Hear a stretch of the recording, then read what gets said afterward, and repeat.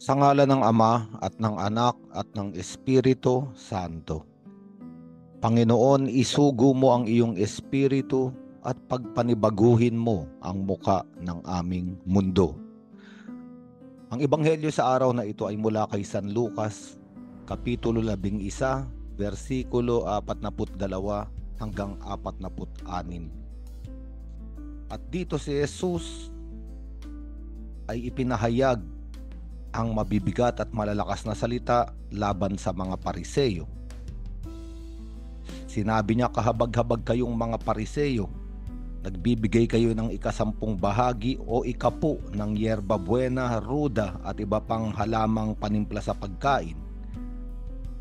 At ito ay maliliit na dahon, maliliit na halaman, halamang maaring gawing panggamot, mga halamang maaring magpasarap ng pagkaing inihahain sa hapag. Ngunit ito'y maliliit na dahon, maliliit na bagay. At sinabi ni Jesucristo, ngunit kinakaligtaan ninyo ang mas malalaki, ang malalaking bagay na dapat ibigay sa Diyos at ibigay sa kapwa. At ano ito? Sabi ni Jesucristo, kinakaligtaan ninyo ang katarungan at ang pag-ibig ng Diyos. At kung ating babalikan ang ebanghelyo na ating pinakinggan kahapon, ang mga Pariseyo ay nais magpakita ng napakagandang imahen. Kaya nililinis nila ang kanilang panglabas, ngunit nananatiling marumi ang kanilang mga kalooban. Kaya nga sinabi ni Jesucristo sa ebanghelyo na pinakinggan natin kahapon, ipamahagi muna ninyo sa mga dukha ang laman ng inyong mga baso at pinggan. At ito ang totoong kalinisan, sapagkat sinabi ni Jesucristo, ang inyong mga kalooban ay punong-puno ng kasakiman at kasamaan. Ang ibig sabihin, ang pagbibigay ng 10 ng mga Pariseyo ay pakitang tao lamang, para ipakita sa marami na ginaganap nila ang utos sa pagbibigay ng 10 bahagi kung ano ang mayroon sila. Ngunit hindi nakikita sa kanilang buhay ang totoong katarungan, sapagkat sinabi sa ibang bahagi ng ebanghelyo na ginagamit nila ang kanilang pagiging Pariseyo, ang imahe ng kanilang grupo, upang samantalahin ang mga balo at kunin ang mga ari-arian ng mga ito. At ito ang sinasabi rito sa ebanghelyo ni San Lucas. Wala silang katarungan, sapagkat ang tangi lamang nilang iniisip ay ang kanilang mga sarili. At kung wala silang katarungan, ay wala rin silang totoong pag-ibig sa Diyos.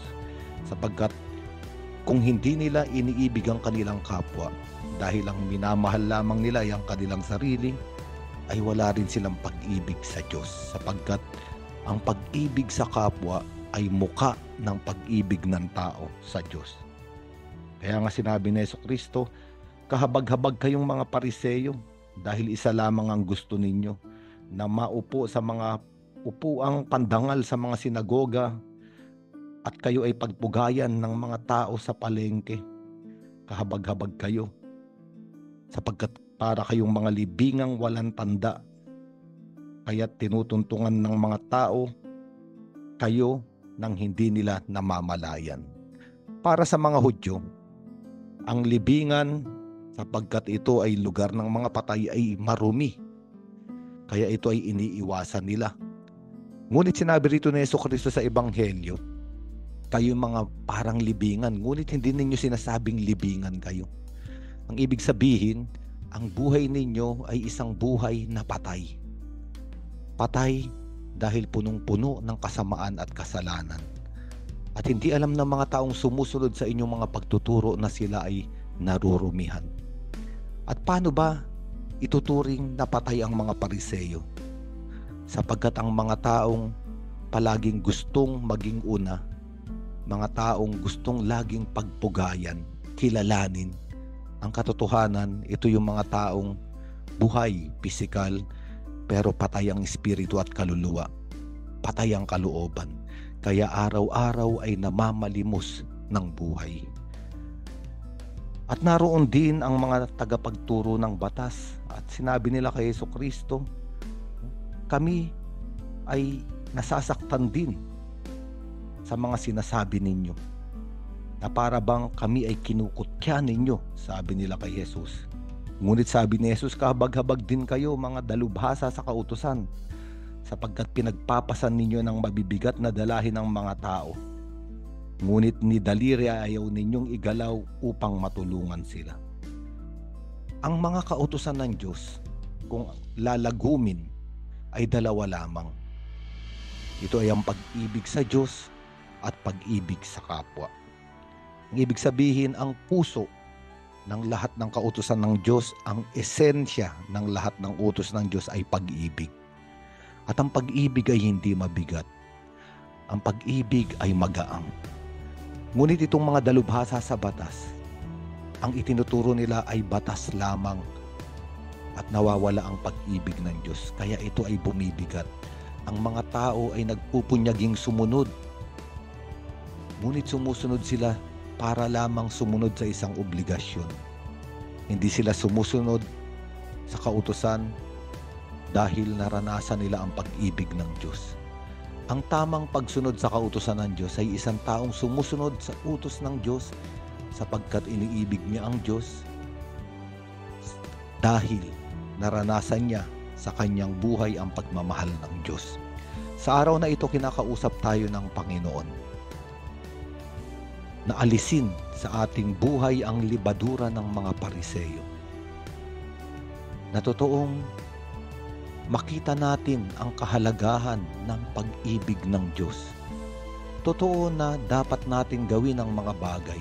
Dapat tayong sumunod sa iba't ibang kaayusan, sa kaiba-ibang programa sa simbahan. Ngunit hindi ito ang pinakamahalaga.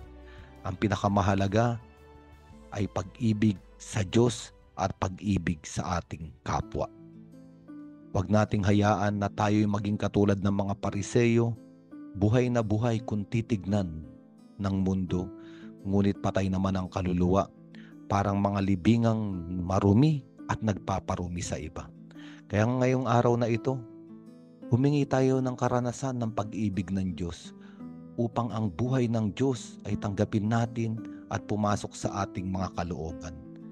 At hindi na tayo magiging mga libingang marumi, mga libingang madilim, kung hindi mga taong bumangon sa libingan. Kung paanong si Jesucristo ay nagtagumpay sa kamatayan at lumabas sa libingan, ito ang nais niyang gawin sa atin.